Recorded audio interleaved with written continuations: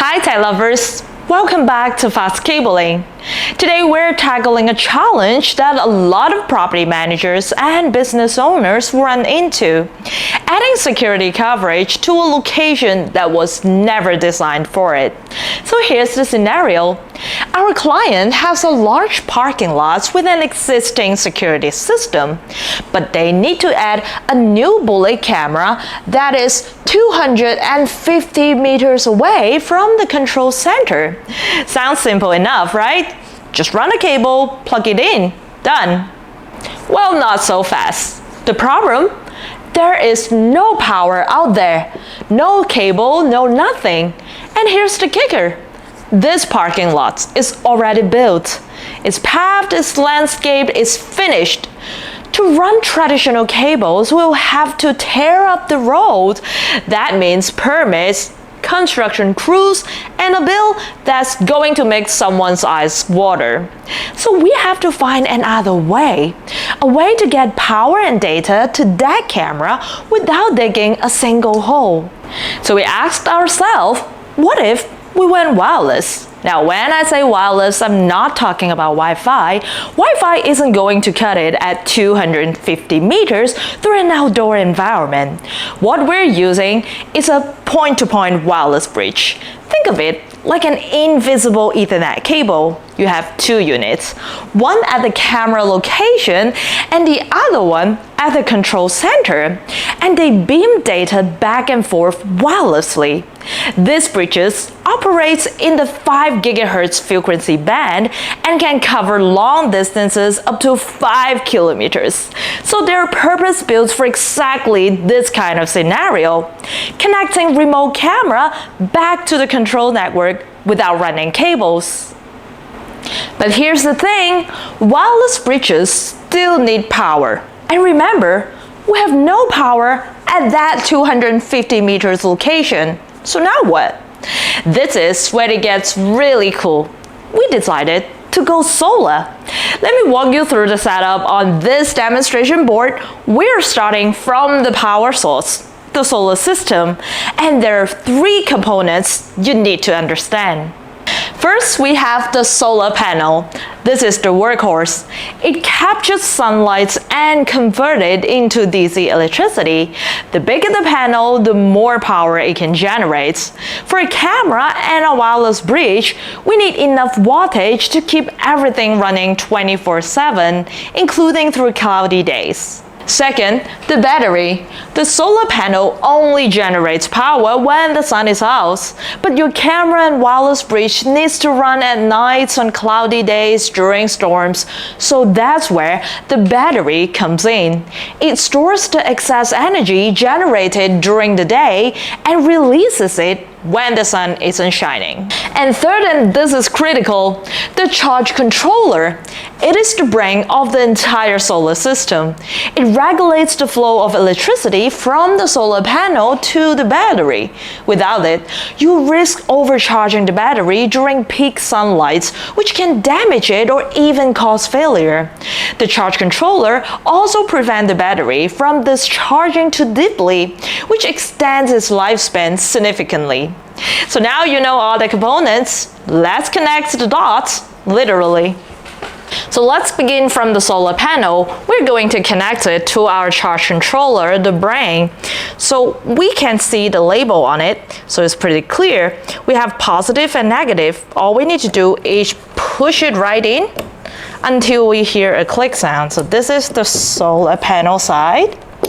All right, and next we are going to connect our battery to it. Again, we have the positive and negative. All we need is push it all the way in until we hear the click sound. And this one is the output port, and here's where the magic happens. We connect that to a split cord. This split cord does exactly what it sounds like. It splits the power into 3 outputs. So we have one goes to power our bullet camera. So we can send the power. And now I'm going to connect the Ethernet cable as well, so we can get the data to our wireless bridge. And let's get the second power output to power our wireless bridge. So we have one more to spare. Again, let's plug in the Ethernet cable so we can get the camera feed to our wireless bridge and back to the control center. And we can see the indicated light is on. So with one solar system, we are powering both devices simultaneously, no trenching. Now, we have to face the client bridge to the access bridge. It's going to transmit the camera feed wirelessly back to the control center, and we want these units to have a clear line of sight facing each other. Trees, buildings, or other obstacles can weaken or block the signal, so proper placement is the key.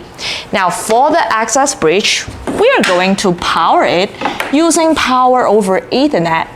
So all we need to do is plug in the Ethernet cable to the PoE port, and we connect it right to our WebSmart PoE switch at the control center, which we can send power and data.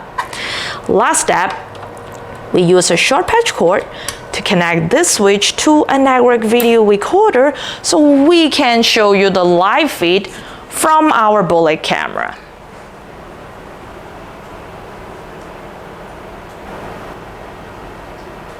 Here we go. So now we're getting live video feed. I'm waving my hand so you can see this is a live video.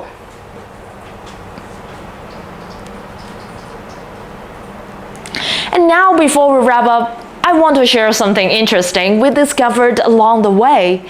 There's actually another way you could solve this problem, and depending on your situation, it might be an even better fit.